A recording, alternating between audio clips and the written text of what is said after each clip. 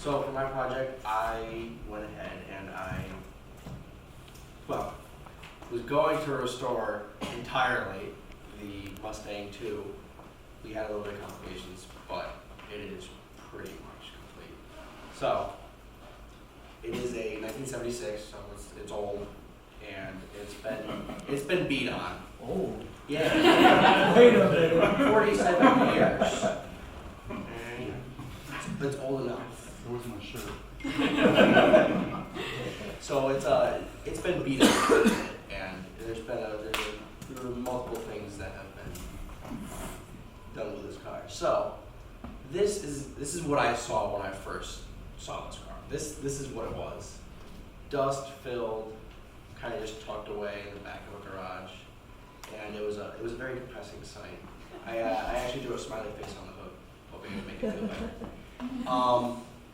So it was just a dust-filled car sitting in the corner. It had no front left tire because it was being rebuilt, and it just looked so sad. And I was like, this is a great opportunity because this is what I like doing. Like, this is what I want to do.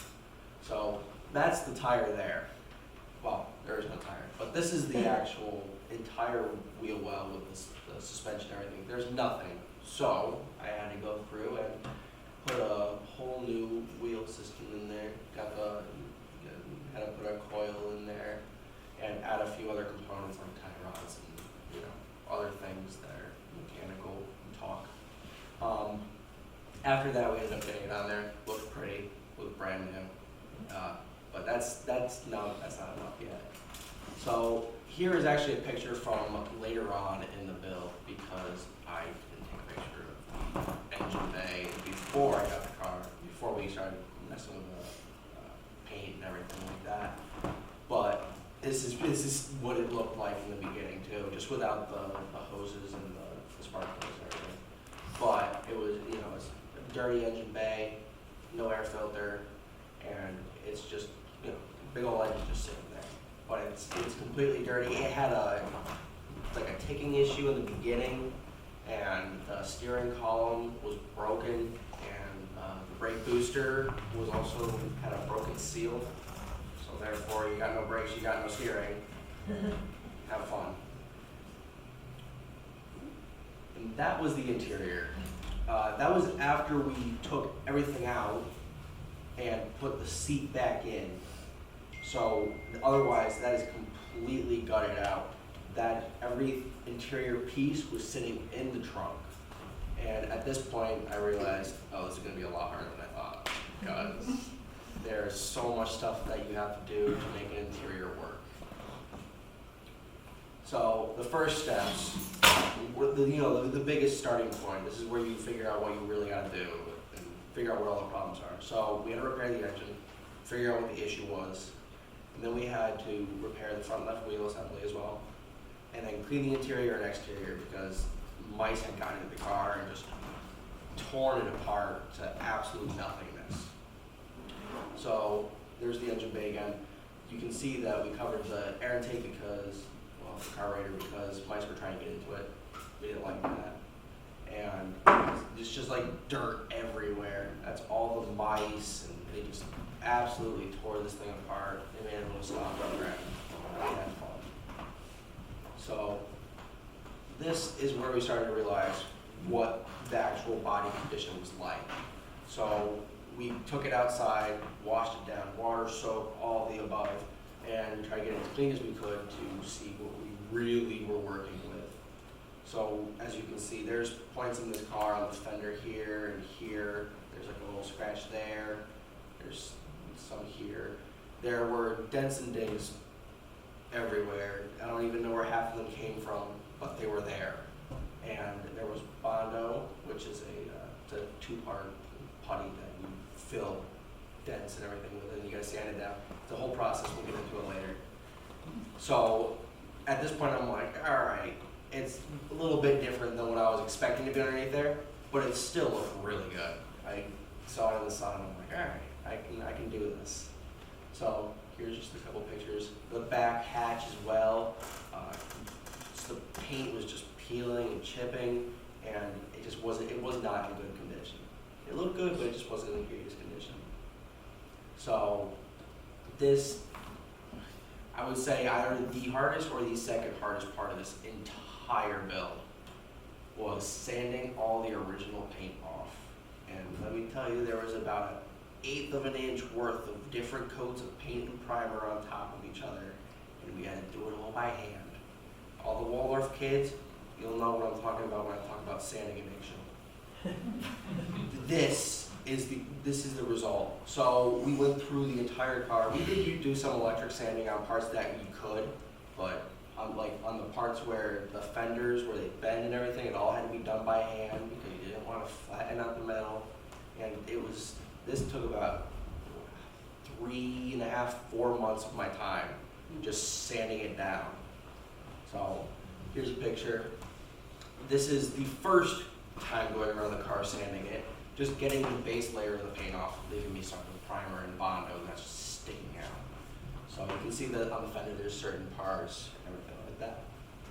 So this is the second round, which is us getting it down to bare metal, trying to make it so we can actually start putting primer on the car and start getting the actual paint done and the Bondo and filling all the holes and all the rust parts that were on there and everything. We also ended up taking off the bumpers and buying new ones because those ones were messed up pretty bad, and they're rubber. It's too heavy. So there you go. There's the car completely sanded down to bare metal. We've got some Bondo up here and issues. There's another picture there. This is out in the sun because I wanted to see what it would look like if it was chrome. Just personal pleasure. Gotcha. Oh, We don't talk about the car. So, I was kind of cut off, but Bondo, literally, it's the epitome of evil. So, for your enjoyment and well-being, there are no pictures of it. Also, partially because we were too into it that I forgot to take pictures. But I will tell you, I have the scars to prove it that there was bleeding, crying, whining involved. You can ask Dale. He will attest. That's pretty much what I look like. It's pretty close. That's what I came home looking like. It was great though. It was worth every penny. This is the only picture of Bondo we really have. Is this one pillar here, and let me tell you, that was the most annoying part of this entire build. Was trying to get this pillar completely put back together because there is a line that goes up it, and it's supposed to stay straight the entire time. And you put putty on it, and then you gotta sand it all down, and then you keep making more, like it was becoming wavy, so you had to keep going back, redoing it over and over and over again. It got to the point where I was like, good enough, because it was just, oh, it was terrible. It was great, but it was terrible. So this was more of a fun part. You know, it was still a little stressful because there had to follow very fine lines of tape around the entire car. But as you can see, we're taping off door jams and the hood jam right here, this. We're taping off everything outside of it because we didn't want to get primer and paint onto part of the car that we didn't want painted yet. So we went through, taped off the entire car. You'll see a door here. Now this is actually after we put primer on. You can see all the gray is all the primer. So that's all, I think that's the first coat of it as well. And I think we did 2 or 3 coats. So it was definitely caked on there. And then there's the back hatch as well. That is also been repainted and primer and everything like that. So door jam here and there. Back hatch as well, just closer pictures. Then the painting. So this had to be one of the most rewarding parts of this entire project because I was finally starting to see the outcome of what it was going to be. I also realized that I can't paint a car for my life. So it looks good. It's blue. It's pretty. And I think that overall it turned out very well. And this was just the beginning of the world that we were about to enter. So here's the hatch and the jams and the hood as well. Dirty engine as well. As you can see, all the interior is just sitting in the trunk because we haven't gotten to that part until about 2 weeks ago. There. So now we went ahead and we taped off the glass, wheels, the bumper area, everything we didn't want in primer and paint, again. And this is when we went ahead and put the primer on the car. Now, after you put primer on the car, you think it'd be simple, it's just going over with the actual paint that you want. It's not. It's about 10 times worse than you would imagine. You have to go through, sand it all down, scuff it all up, then you have to go over with degreaser, make sure you get all the grease off of it. Then you have to go do tack rag, which is basically a rag that's just a little tacky, and get all the dust off of it. Then at that point, you're good enough for a second coat of primer. I'm pretty sure we put about 4 coats of primer on that entire car. That took about 6 to 8 hours worth of sanding, degreasing, tack ragging, getting it all ready for the paint, and it was a special time. A lot of M&Ms and Gatorade were consumed into this build. I was living off M&Ms. So as you can see, just more pictures of the primer, looking all pretty. Did something useful. And then this is me painting the car actually blue.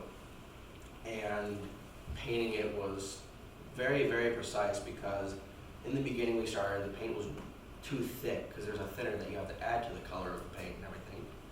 And it was too thick and it ended up being splotchy everywhere. It was terrible. I had to sand it down, which it wasn't terrible, it wasn't the entire car, it was just like a little bit of the door panel. I had to sand that down, and it was just a trial and error for the next couple hours, trying to get the actual thickness of the paint correct. The correct thickness was so very thin that the tiniest bit could make the paint run. And let me tell you, that happened multiple times. The paint also spilled once. And yeah, that became an issue. I had to sand it back down, and half of the car, sand it down, and everything. But this is the blue how it came out. On top of the blue was also a clear coat, so it's nice and shiny, nice and metallic. And at this point, we started adding like little trim pieces back on, making the lights work, all the electrical and everything. There's a little skid plate down here that goes under there, which you'll see. Again, interior is still in the trunk, and as you can see, no trim is on yet there. It's just another picture inside. There. So replacing the interior, the first thing we did was the trunk because it was the easiest. I actually went ahead and installed a new sound system throughout the car because there was nothing in there, and that's just sad because how am I supposed to listen to my radio? So there's on there, so I went through and I put in new speakers, 2 in the back, and there's 2 in the front as well. And that's a picture of me just messing around in the back after we finished everything because I was happy. And this is the interior now, completely put back in. The car originally didn't have a center console, but now it does. We put them in because it looked cool. So you got your 2 front seats and everything like that. There we go. Had to put a carpet in. You put carpet in. We had to take the door jambs off to take the mirrors out and put them back on and put the door latches on. It was a whole process. Actually, it didn't take as long as I thought it was going to. So carpet, interior, everything like that. Dash stayed on there the whole time because we really didn't want to mess with it because it looked pretty already and we didn't want to take it apart. Then we added the trim and all the extra stuff to it. So you got your front lip, we got new headlights in there because the old ones they're just old. And then of course we added chrome back. I polished every bit of chrome too, so it's nice and shiny. And there's it, just sitting there, back hatch up with a spoiler, which you'll see right here. We had to drill new holes for these side spoilers to go in. It was a scary moment because we had to drill straight into a car that we just painted, and it was a very, very scary moment. Also put trim on the taillights and everything like that. And then there she is as she stands about an hour ago. Nice and pretty. Got her little lip in here, everything. It's a little bit squeezed, but it looks better in person. And then, yeah, so then I just want to say thank you to Dale and Denise. Pretty sure I spelled that correctly. I don't know, she's elusive. I just want to say thank you for allowing me to work on your car and rebuild it. It was an honor. It's great. And I will also be working on this throughout the rest of however long, because it's a project car, it's never finished. Then thank you for Mr. Whitney for helping me throughout all of this. It was very, very vital to have somebody help me, and then my parents were putting up with me because yeah, this took up almost all of my life. So got about 20 years left. So then yeah, then questions which we will have outside with the car.